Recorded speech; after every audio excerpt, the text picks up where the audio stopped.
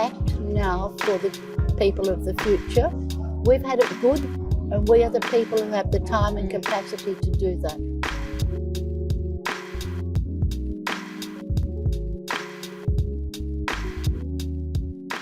So Rowe, why did you write this book?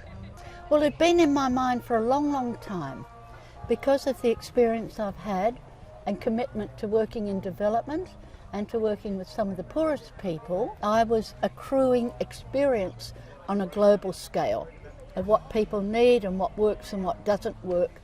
I had enough long memory to be able to know what sort of permaculture was working, how it spread. So it was this gradual accumulation of information and knowledge, firstly. Secondly, the world was changing. By 2018, when I started, climate change was impinging everywhere in the world. I'd been to Solomon Islands, I'd seen the ocean rise, I'd seen the glaciers dry up in the Tigris-Euphrates, the snow melt.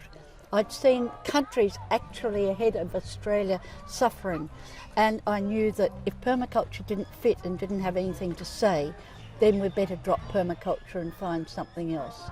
So what was striking me that I was finding situations where permaculture would apply in cultures and in environments that wasn't usually considered permacultural because it evolved in a cool, temperate quiet. Tasmania went to Europe, North America, some tropical work, but where was the global implication, understanding what permaculture could do to restore and repair? Big issues really going round and round in my head. And then COVID, and suddenly I got off the plane and there was no more travel for 2 years. And there I was. What am I going to do? Write the book. Fantastic. And why do you think it's important that we turn our attention to restoring the earth at this time? Well, we're looking at choices, aren't we?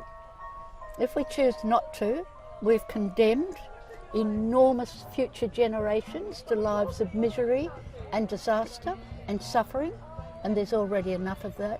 If we choose not to, we're condemning species of birds and animals, we're condemning trees and soils to everlasting degradation, and I think that becomes a moral issue of a very high degree. We choose not to act when we have knowledge and skills.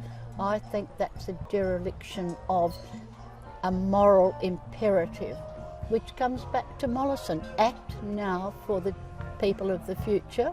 We've had it good, and we are the people who have the time and capacity to do that. We must. I don't think we can do anything else, and I still think that my generation in particular will be condemned forever by people pushed out of the great rice baskets and the deltas that gradually become flooded. And I have deep remorse and regret, even though a lot of the time I was unconscious about it. And can you speak to us of the UN Decade of Restoration and the planetary boundaries? Well, for years, it took nearly 30 years before I had the word for what permaculture does. Permaculture is restorative. And it is a design system that restores. And a lot of people don't get that. They think it's all the other things we know. They think of lettuces or passive solar houses. It's actually a restorative system where you're juggling all the variables. So then suddenly it was the UN Decade of Ecosystem Restoration, and I knew the book just fitted in there perfectly. It had to be read, I think, by the UN and improved, but they have approved it as a text.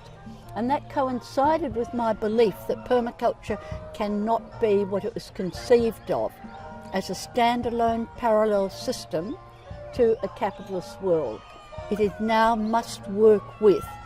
So we've got the Sustainable Development Goals, some of which I don't agree with their techniques, but I think to have them is important.